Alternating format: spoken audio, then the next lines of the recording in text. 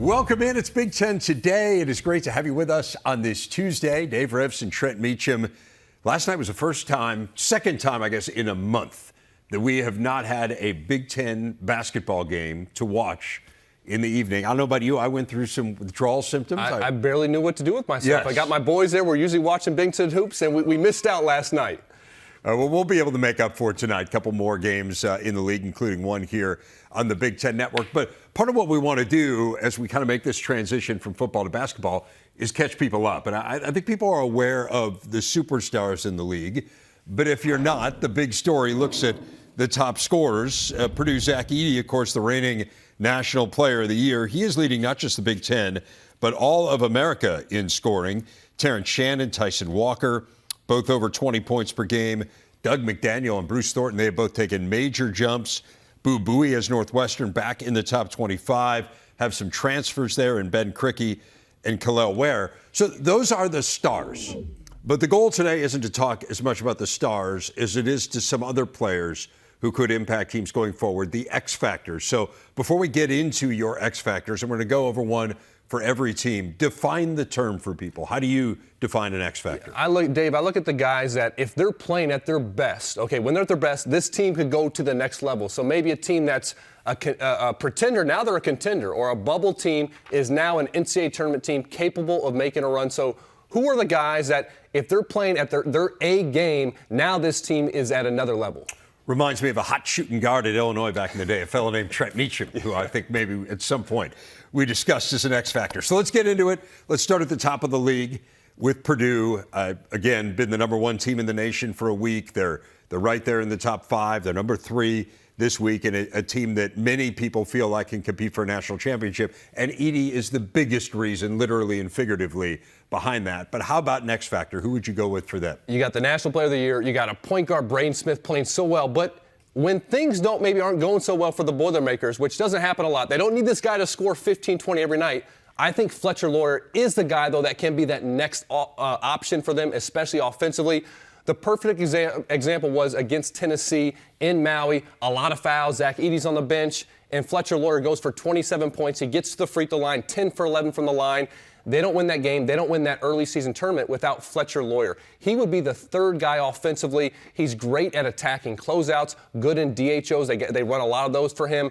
Get into the paint, not just a shooter, but can get to the line, can make plays for himself and teammates. So he's a key for them as a third option offensively. Also defensively, this is an X factor because teams will go at him. We saw Northwestern do that. Yeah. He's got to be good defensively. He's going to have his work cut out this weekend as well against Arizona. Yeah, in the Northwestern game, it was just get a switch, get him on Boo Buie, and let Buie take off. But here's a guy who last year I think we looked at, and there were times when we thought maybe he was their second best player last season, and then kind of hit that freshman wall at the end, single figures, 7 of the last 10 games. So can he do it for an entire season this year? Less pressure on him, I'd say a little bit this year. For sure. It doesn't need to be every night. Yep. Lance Jones is huge for them, but he would be the next guy that can give him that burst, that can go for 20, 25 on a given night. I love his competitive spirit, too. So the next team in the rankings would be Illinois, and again, Terrence Shannon is the superstar there. Who's the X factor for the Illini? This team has a clear number one option, as you mentioned, Dave, with Terrence Shannon. They're loaded with, I would say, I don't want to discredit them, really good role players. Guys that can defend, guys that can rebound, guys that can make shots. They're a better shooting team than last year. But who's the other guy that can make a play when things are broken down? And I look at Marcus Domask. He's a guy, obviously, goes for 33 points, 15 for 21 against FAU. I mean, phenomenal performance, all-time performance. But then the next game, 2 for 11, 6 points versus Tennessee. I thought Andy Katz, give Andy credit. Yesterday made a great comment. Can he be somewhere in between consistently for them? Because on a team with many great role players, the pieces really fit.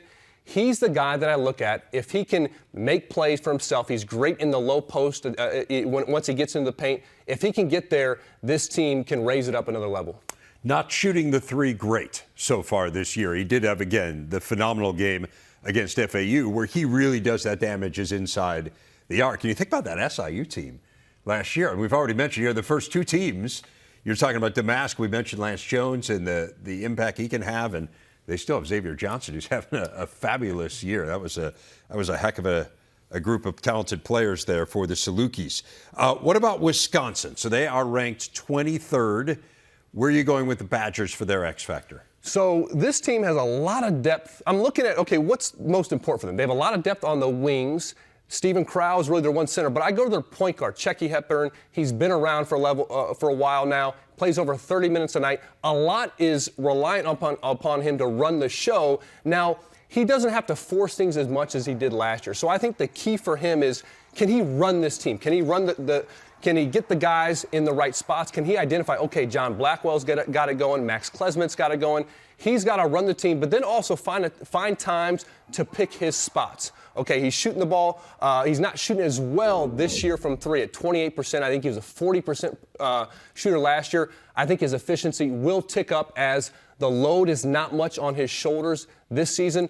But it's all about running that team, picking his spots, distributing the wealth, because this is a different Badger team than he's been the point guard for in recent years in terms of they're a lot more depth. They have more talent. So him running the show is an X factor for Greg Gard. I really think just the improved depth around him will help him immensely. Just think about how many games last year came down to late shot clock, Checky Hepburn with the ball in his hands and just needing to throw up a shot. Exactly. And he's shooting a lot less than last year. And last year he shot 26% of the time when he was on the floor. It's less than 20% this year. So as you say, maybe not shooting quite as well as we think he could based on his history, but there's less on his shoulders, and I think with this team. And you know, Blackwell's been a big part of that, as well as Stephen Crow having a nice year. They have a lot of guys that can get hot, can go off. Right. And sometimes I look at that as an X factor, but I think consistently from the point guard spot, if Checky Hepburn can be that guy, and then find the times where he does get 15, 20 points,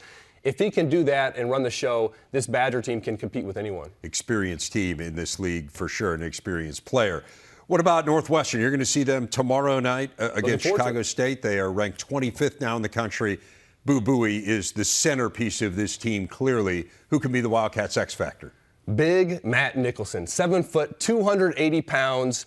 I love that backcourt, but they need some production from the front court. And I look at this guy. He's not a freshman, not a sophomore. He has experience. His numbers are down from last year. And the biggest thing for me is below 4 rebounds a game. He's got to be dominant on the boards. I mean, it's just physically at 280 pounds, 7 feet tall. He's a presence in there. He's got to be the anchor from them defensively. And he must do it without fouling. Only 12 minutes against Purdue. I know Zach Edey is, you know, that's a challenge there, but he's got to give them more minutes. I know they got that win. But if he can be consistent at that center position, be an anchor, be a rim protector, rebound at a high level, and then offensively just finish around the hoop. They don't need to dump it down to him as a low post scorer, but pick and rolls, can he lob? Can he run to the basket for lobs and finish the garbage underneath? That will open up the perimeter even more because they have the guards that can do damage from the perimeter, but they need him to be consistent on the inside. And that is his game, basically, offensively, right? It's catching lobs and dunking them, essentially. They don't really post him up. He doesn't seem to have a go-to post move at all. But he doesn't need it. And a lot of big men don't. Needed to, right? Of course, if you have it, that's great. But if he can just finish on offense and then be a presence and rim protector on defense without fouling, that will just ease up the burden on the guards and to give them that consistent presence on the inside. The one thing Chris Collins talks a lot about with him that he really likes is he's a fabulous passer. I mean, for a big guy, he really does a great job. He's the second highest assist rate on the team, so that's certainly a you got way to fact check me on that. Did I see 22 assists, 1 turnover on the season? I believe that's right. I double checked it a couple. That's phenomenal for anyone, especially for a center. Yeah, no, he can really pass. Ohio State, they were ranked in the coaches poll last week. They dropped out after the loss to Penn State, but still, I think we all believe this is a competitive team that should find its way into the NCAA tournament. Who are you focused on here as their X factor? Well, Jamison Battle's going from the guy, and I think he's much better now as an X factor. And what I love about the makeup of this Buckeye roster is the guards are playing great. Bruce Thornton runs the show. Roddy Gale does his thing. You have those kind of dueling centers that give you a different look. But can they have a consistent threat from the perimeter? And that's got to be Jamison Battle. He's shooting at a high rate, over 40% from three. Just went for 27 against his former team, Minnesota, recently. So he complements those guards and those bigs, and when you look at their front court, they don't have another guy that really stretches the floor. So he's a guy that can be a reliable, consistent threat from the perimeter. Also can get into his pull-up game. Consistent scorer, brings a veteran presence to this team. After Zed Key, it's mostly freshmen and sophomores that are playing. So the perfect pickup for Chris Holtmann. He's playing well, and he's just what they need. And if he can consistently score and shoot it like he is, this Buckeye team's going to have a great season. And this feels like a good role for him, doesn't it? It is. Like it felt like at Minnesota, just because of the nature of how Ben Johnson was turning over the roster, that there was just a lot of pressure on Jamison Battle. I think there'd be less pressure if he were there this year, because I think the pieces that they have at Minnesota have definitely improved. But it felt like the last couple of years, especially with Dawson Garcia injured at the end of last year, it just felt like there was a lot on Jamison Battle's shoulders, less so at Ohio State, particularly with the way those guards are playing. And Battle had some injuries as well last year. I think I failed to mention this. He's hungry to win. I mean, he's lost a lot of games in the past 2 years. So as a veteran presence, a guy who's a proven scorer, and someone who's hungry to win, a big pickup for the Buckeyes. Iowa is a team that typically has a superstar. They've had a first-team All-Big Ten player 8 of the last 10 seasons. I had their game Sunday in Iowa City against Michigan. I don't think there's a first-team All-Big Ten guy out there. Ben Kricke's had a really nice season, a great transfer pickup for them. But this team's going to have to win kind of with a collective and with guys playing their roles and maybe having an X factor step up. Who do you see as their X factor? Tony Perkins has always been the X factor in recent seasons, but I'm going to go to a different player, and that's Peyton Sandfort. And I'm going to take the liberty, as this is my list, Dave, to kind of explain myself with Peyton Sandfort, because he's alongside Perkins, has been somewhat of an X factor. I think he needs to be more of a go-to guy for them. He's taken about 10 shots a game. About 7 of those are threes. Okay, shooting at a decent percentage, over 35%. I'd like to see him take another 7 or 8 from inside the arc. He's shooting almost 60% from there.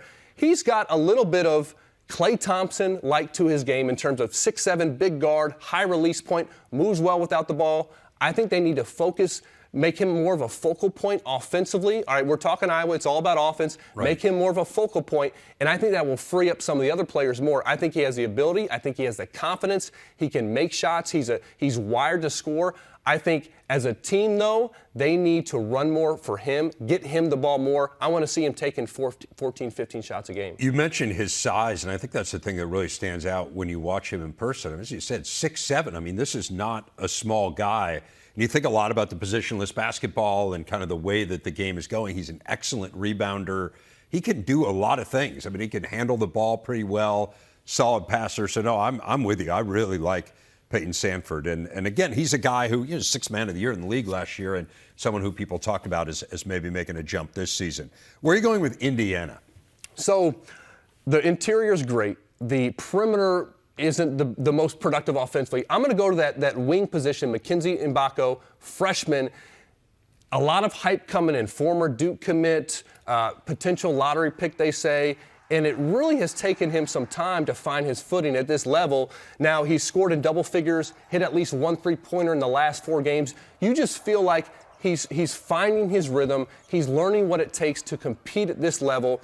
If he can knock down shots, not shooting it well, only 20% from 3 so far this season, but he's 21 for 21 from the free throw line. Yeah. He was a high-level shooter as a high school player.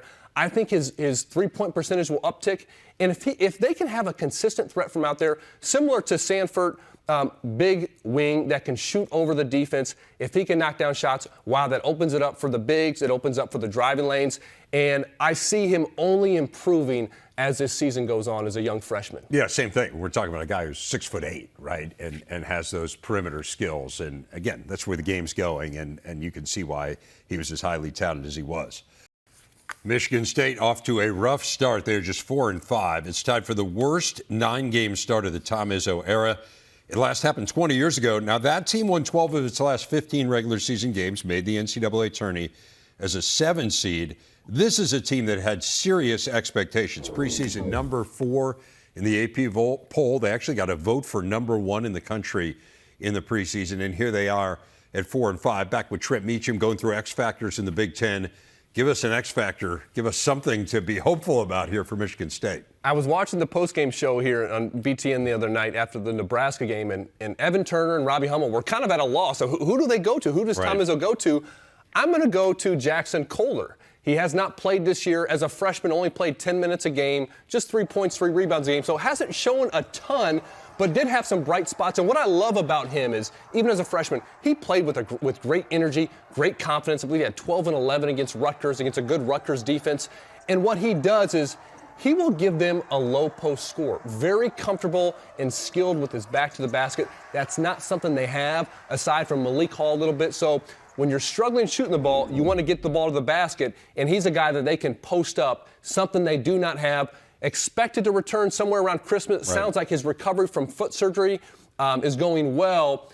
He's not the savior for the Spartans, but I do think he could unlock some things for them offensively. I mean, they're just not getting anything out of the center position. Tom Izzo was really critical of that group after the game against Nebraska. I mean, you get 2 points and 3 rebounds from the center spot. So clearly anything you could get from Kohler would be a bonus. Michigan, fresh off a nice road win against Iowa. Who are you watching there with the Wolverines? Nimari Burnett. I first saw him in high school. He was teammates with Coleman Hawkins and Jalen Green for the Houston Rockets, and he came in with a big reputation, kid out of Chicago. He's traveled around a little bit, was at Texas Tech, Alabama. This is an experienced guy. I feel like he's kind of found his place, though, playing more minutes than he has as a college kid. And when they've been at their best, their biggest wins, he had 21 points in New York against St. John's, just had 14 on the road against Iowa. If he's knocking down shots, if he can be another steadying influence on the offensive end to free up Doug McDaniel as a scorer, if he can provide that alongside with Kamwa and what they can do on the interior, I think that could elevate Michigan's game. They need a veteran presence with some experience, a shot maker on the perimeter. Burnett can provide that. Highly touted kid, as you said, a McDonald's All-American, and yeah, he was fabulous at the Garden against St. John's. Could we throw Terrace Reed in there, by the way, too? I mean, he would be one game guy, does not an X sure. factor make, but holy cow, he's got great. all the potential to be a guy. He was great against Iowa. Maryland, surprisingly slow start for the Terps. Who's the X factor who can get them going? It's got to be Donta Scott. Okay, I don't want to rely on a freshman. Julian Reese is playing well. Jameer Young's playing well. Donta Scott, fifth-year guy. He has the tools to be a very capable player with his size, his strength. He's been a mismatch problem in the past. Even as a sophomore, Dave, he shot 44% from three. He was great that year. So yes. I don't think they need that. They could use some shooting, right? But if he could just be a consistent... They could use some shooting. Yes, that's that shooting is really something. If he could at least be a reliable threat from the outside, but then he can do some damage at 3 levels. Okay, and he's a guy that I really think Jameer Young as a point guard's got to find a way to get him the ball early, got to get him going. If he can be another third option, I think that frees up some of the pressure on Deshaun Harris-Smith as a freshman and some of these other guys to find their roles, but they need him to get going. No doubt. I mean, they have to start hitting from the outside. They're shooting 22% from three-point range. It's just staggering. There are only 2 teams in the country that are worse than Maryland from behind the arc. Minnesota trying to ride some momentum after they got the impressive win against Nebraska without Dawson Garcia. They followed it up with a nice win against Florida Gulf Coast. They actually play again tonight. Who's your X factor for the Gophers? Well, they got 7 guys scoring between 6 and 11 points a game. So it's a very balanced team aside from Dawson Garcia. But the guy that's really different that makes them go is Elijah Hawkins. 5'11", 165-pound point guard, transferred from Howard, has 11 assists the last 2 games. We've seen Garcia go out with the injury. And how good does that have to make Ben Johnson feel to see them get that win over Nebraska, get another win? And he's the guy he can get wherever he wants to in the half court with his quickness and speed.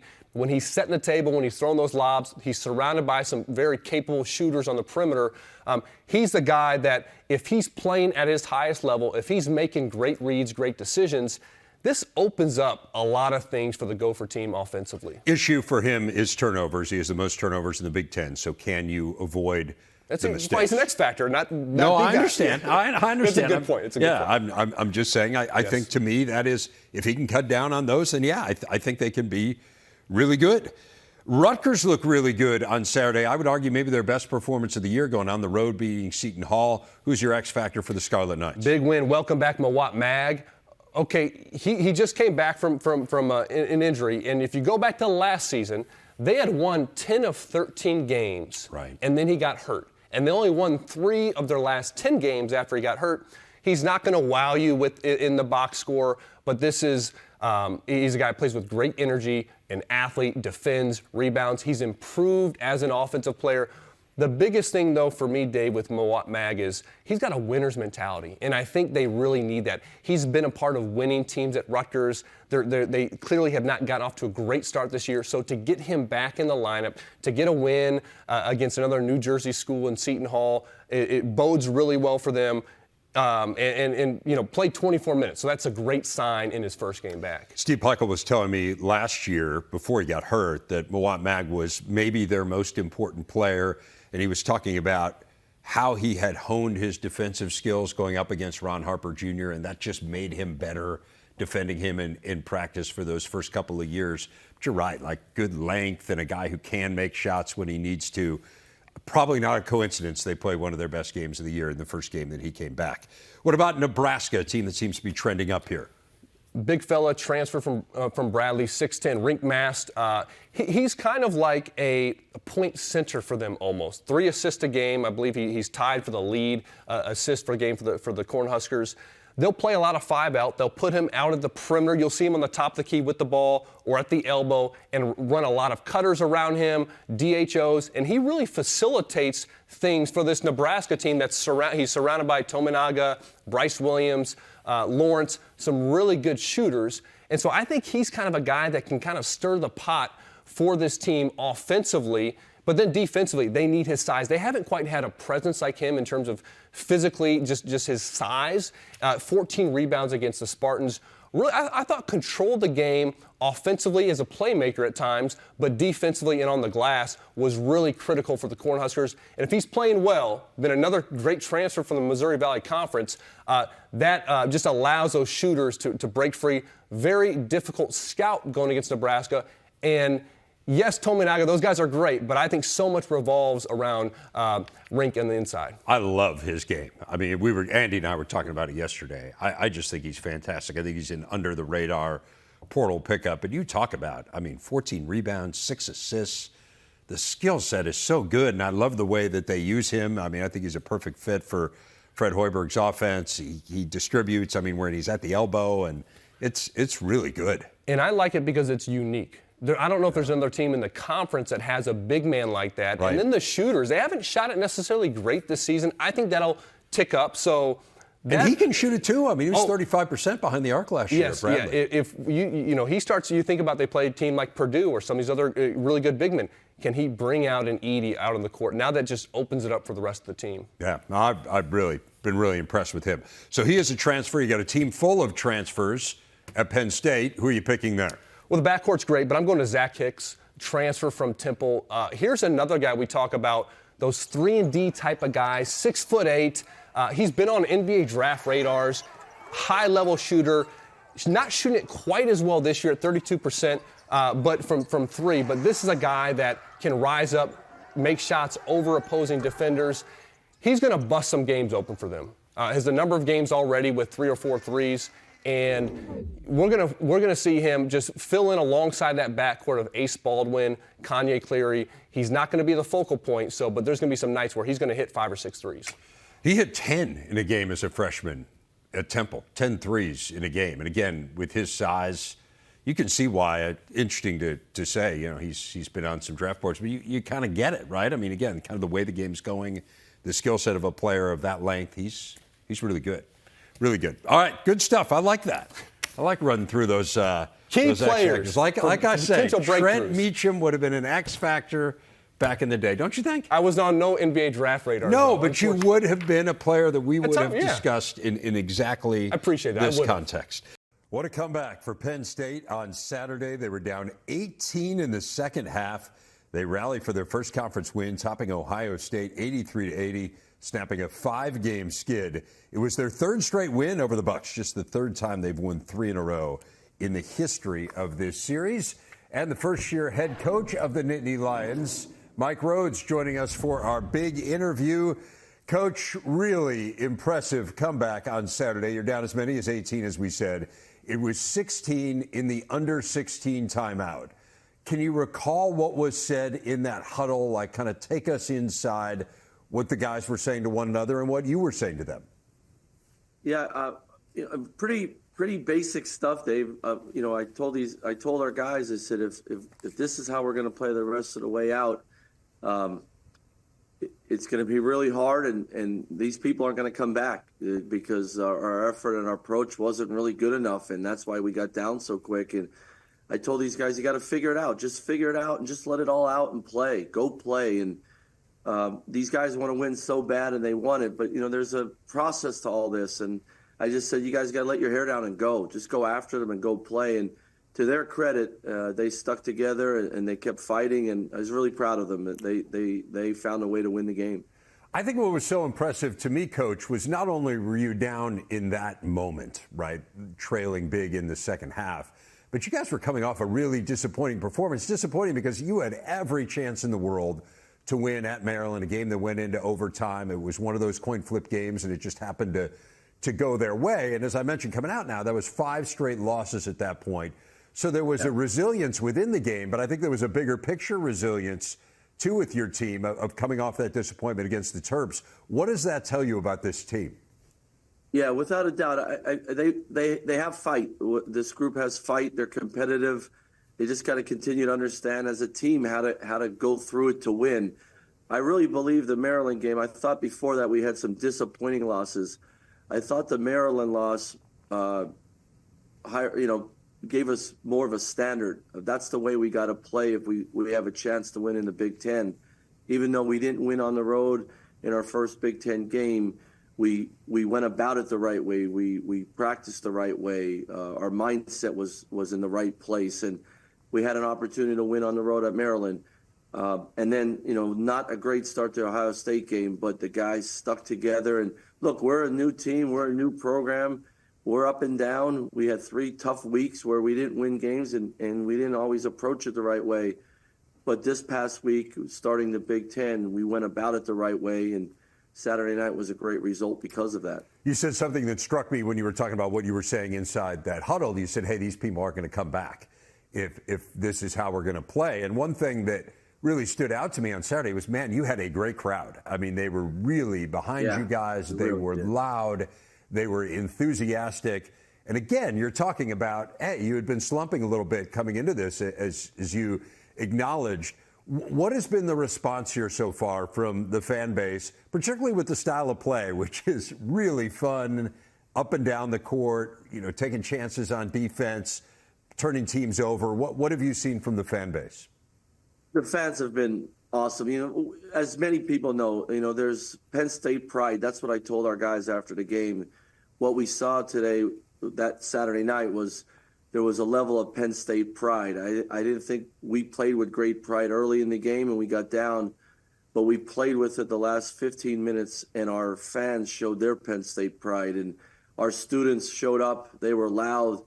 They were active. Everyone else got into it. And we have people from all over the Commonwealth drive in to see Penn State basketball play this season, even in a little bit of a slump. And, I'm very appreciative of that. Our players are. We're trying to build something with this cool style, an exciting style. Let's go play in the 80s and have some fun. I think our fans, they really are enjoying that. But you got to play with a level of pride. Our fans and our alumni, that's what they want to see. And they saw that for the last 15 minutes of the game. Now we got to continue to do that over and over again. I talked to you a little bit about this at Media Day, and it was speculative, kind of like what it was going to look like. Now that you're in the teeth of it a little bit, give us a sense. 9 transfers here. There are obviously some guys that you had familiarity with who came with you from VCU, and I know that has accelerated the process somewhat, at least with those guys, and the fact that you kept your staff intact. But you had to kind of cobble this team together. I mean, by necessity. There was no other way to do it because you didn't have a roster. What has that process been like of getting everyone on the same page? It's no doubt about it, Dave. It's been hard. It's been difficult as a coach, as a coaching staff. We have really good kids. I think the kids have handled themselves the right way. They're just trying to find their place in the program, on the court, and that takes time. Well, once the season starts, you're trying to fit all that together and win at the same time. And we got off to a pretty good start, but then when we played some really good teams in Florida, and that really exposed us, and especially defensively. Our defense isn't where I want it to be, but it's hard to learn our defense in a few months. We've only been together 7 months, 6.5 months. So it's still a work in process. I keep telling our guys every week we got to get a little bit better on both ends of the court, and that will give us a chance to win games. We're doing that, not always at the rate as the head coach.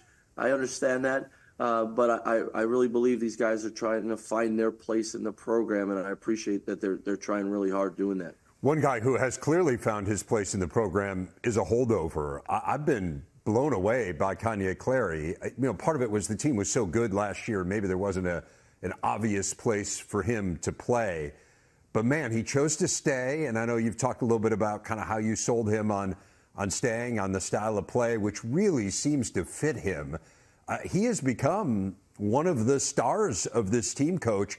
Give us an idea of the development of Clary, and did you have a sense this could happen?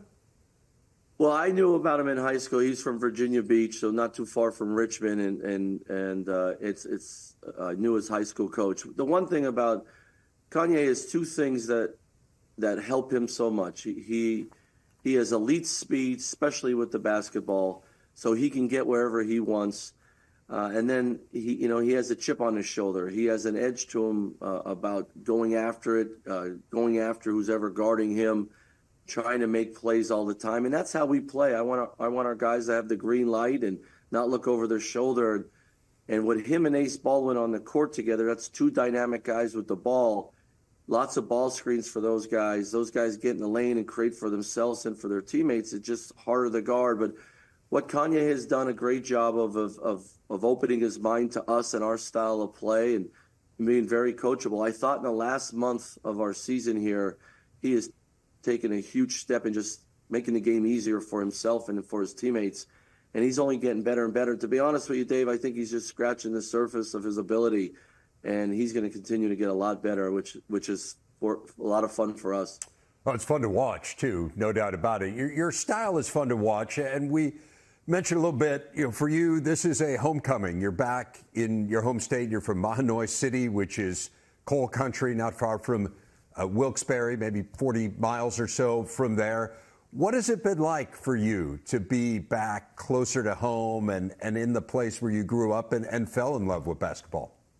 It's been really, really cool. Just reuniting with a lot of people I grew up with and I went to college with. And every game there's faces from the past that I've met through basketball or just growing up in Schuylkill County, and it's been really neat. We have a lot of people are making road trips to the center of the state to see us play. The other night against Ohio State, we had so many people from my home county and from the coal regions, which is just really cool. Lots of people from central Pennsylvania, where I went to school, Lebanon Valley College. A lot of people from down there that followed me in college as a player coming up to games and stuff like that. So it's been really neat. And it's you know how it is when you're around a college team. It's a lot of fun. It keeps you young. But then when you go seeing all your friends or your basketball connections in the state and they're showing up supporting our team, it's been special. It's been a lot of fun for me and my family. I know your uncle was a basketball coach and your dad was a football coach. How much of your style and how much of your desire to be a coach comes from them? Oh, everything. My uncle Mickey Holland was my high school basketball coach. He won over 600 games in his career, and we pressed full court. I was his ball boy, his manager, his starting point guard, and every day we pressed and we shot a lot of threes and we flew around. But we were super competitive. It didn't matter who we played. There was a way we were going to play, and I just learned that from him. He was probably the guy that taught me not to be afraid on the court, and as a coach now, just don't be afraid, go play. And my dad was the one that gave me a great foundation of right and wrong, doing things the right way, having a level of class that exceeds others. And he said you can be a gentleman off the court and a fierce competitor on it. He taught me that and showed me that, and I take that everywhere we go. I tell our guys that all the time. It comes from my roots at home with special people in my life like those two guys, for sure. Neat stuff. As we mentioned, not far from New York City in State College and a few hours from your hometown as well. You get a chance to go to the Garden. Now coming up here on Saturday, you guys are taking on Georgia Tech, a game that'll be here on the Big Ten Network. You have a lot of East Coast guys on your roster. How cool is that, the notion of playing in the world's most famous arena? Yeah, well, if you would have told me a long time ago a kid from Monterey City, Pennsylvania, from Schuylkill County would be coaching Penn State in Madison Square Garden, I'd tell you you're crazy. And that's what a dream come true for me, but for our players to put on a uniform, put on the Penn State uniform, and be able to play in the Garden and be in that building where so many special athletes and entertainers, everybody knows about the Garden. Right before Christmas, we get to go play a college basketball game there. We're very lucky, and I won't take it for granted at all. Give us a really quick scouting report on Georgia Tech. New coach Damon Stoudemire. They beat Mississippi State, who's a pretty good team. Gave Duke a heck of a game. They've been up and down. What have you seen from them? Yeah, no, Damon's done a great job. I'm glad he's not playing because we all remember how great of a player he was. That's for sure. But he's got some very good players, some talented players. You could tell they're taking his personality and demeanor on the way they play. They're playing with an edge offensively, a lot like us. They're entertaining to watch. They play with great flow and the green light. They have guys that can shoot it. They have big guys that can finish around the rim. And you can see every week, every game, they're getting a little bit better playing together. So we got our hands full for sure. I appreciate Damon wanting to play us in the Garden. It's just a great opportunity for both of us to showcase our programs, first-year programs, but also to get great competition, as we move into the new year and league play. So I think it could benefit both of us no matter what.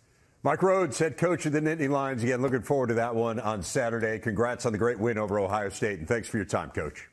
You got it. Thanks, Dave. Tonight, Jameer Young and the Terps hit the floor for action against Alcorn State. Coverage begins with the tip-off show, 6:30 Eastern. It's only on the Big Ten Network and the Fox Sports app. Minnesota plays tonight as well, but a light schedule. And we were talking about this off the top of the show. It's finals week for many schools throughout the Big Ten. And then you get into the holidays here. You've got some marquee games. You've got some games against lesser opponents. What is this time like for a student athlete? I mean, for most of us, we're getting set to have some downtime, maybe spend time with the family. How does it compare to what a student athlete does this time of year? Yes, Dave, it's a very unique time of year. And first, just the context of this time of year, I liken it almost to a 40-minute game where you think about those last few minutes of the first half and first few minutes of the second half. Sometimes that decides a game. And that can be the case now with some teams here. This is the last few minutes of the first half before a holiday break. Yeah. And there's so many different things that are going on. You got these, you had some conference games. Now you have some games against maybe some low and mid-major teams. And then there's some huge marquee games coming up. Yeah. And it's just kind of a bizarre, schedule of events. And a lot of these games then are on neutral site courts. We would always play in St. Louis against Missouri, just the best atmosphere. And I can remember my junior year, we get a win there, big win. We go home for a few days. We come back. We get beat by Middle Tennessee State. We get beat by Ohio State, who was down that year at home. And it really just steamrolled to the second half of the season. Now, my senior year, got another win against the Missouri Tigers. But then we got a win after Christmas. We beat a top 10 Purdue team on the road. And that really set us up for success. So this next couple weeks are huge for teams, and then they're dealing with finals. That's tough, right? You got some big games. You're on national TV. You're all these things. You got finals to deal with as a player. You got these looming holiday plans. Many players, they might play on a neutral site, and then they're arranging schedules because now they're meeting up with family. They're flying home after that. It's just it's a really unique time of year. And then can that break, can it be refreshing a little bit? You don't get this opportunity throughout the course of a season. I know for me, I was engaged at the time. My fiance was playing college basketball as well. We never saw each other. So finally we get a day to see each other. So in the mind of a college student athlete, we don't see it from the outside. We just see them on the court. There's so many different things going on. And the ones that are focused and handle it well and enjoy that downtime too, I think it just really can set them up for a great year individually and as a team. How much time do you typically get around Christmas? Well, Coach Weber, he gave us 4 days one year. Yeah. We lost. He said he's never doing that again. I think for most teams, I've practiced on Christmas Day before. I think most teams probably get 2 or 3 days in their back. And that's a much needed time. But heck, it's always hard after a little bit of a break to get your legs back. You've been traveling across the country, probably not eating that well either. Right. So just, again, a very unique time, but a very important time for both individuals, teams, and their families. And the travel's part of it. Obviously, you played in Champaign, which is where you're from, but for some of your teammates traveling around the country. And, yeah, definitely an interesting time. And as you say, man, there are high-profile games. Some big games, yeah. In here, too, including some coming up this weekend. We will look ahead to those tomorrow on Big Ten Today. Rafael Davis joins me